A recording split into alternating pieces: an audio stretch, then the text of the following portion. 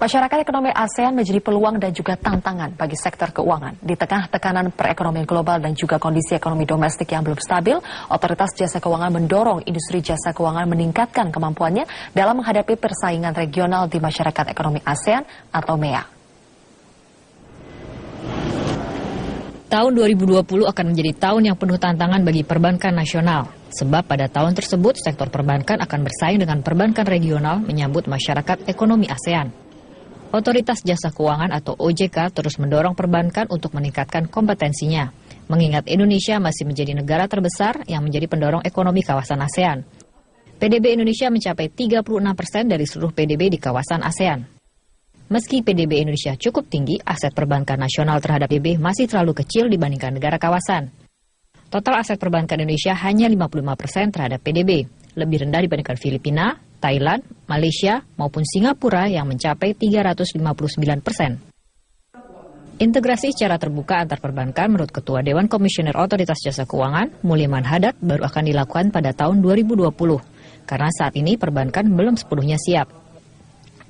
Iya, kita sepakat di ASEAN, bukan cuma Indonesia semua, sepakat bahwa untuk integrasi perbankan tahun 2020.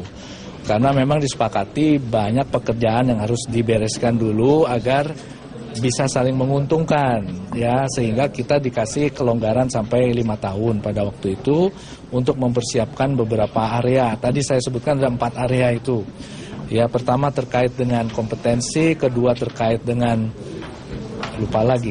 terkait dengan harmonisasi hukumnya, peraturan dan lain sebagainya, ketiga soal infrastrukturnya, dan keempat soal ASEAN Qualified Bank itu tadi. Sementara itu, Ketua ASEAN Competition Institute Soe Martua Pardede mengatakan industri perbankan Indonesia saat ini belum cukup kuat untuk bersaing dengan perbankan di kawasan ASEAN, terutama jika melihat aset. Aset Bank Mandiri maupun BRI masih lebih kecil dibandingkan DBS Singapura dan Maybank Malaysia. Kalau kita ukur nanti 5 tahun ke depan, apakah perbankan kita sungguh-sungguh siap? Nah, di satu sisi lain, perbankan kita selalu terperangkap kepada 2 hal ukuran, ya, untuk mengembangkan industri perbankan. Satu adalah size atau modal yang cukup besar. Tetapi waktu kita bicara modal yang besar untuk perbankan nasional kita, BUMN saja yang notabene sebetulnya sangat mudah untuk dimergerkan dari karena sama-sama bank BUMN. Pengambil keputusannya kan pemerintah sebagai pemilik. Bank Mandiri, Bank BNI. Itu sungguh sangat sulit. Pekerjaan rumah lain yang harus dibenahi oleh perbankan nasional adalah efisiensi.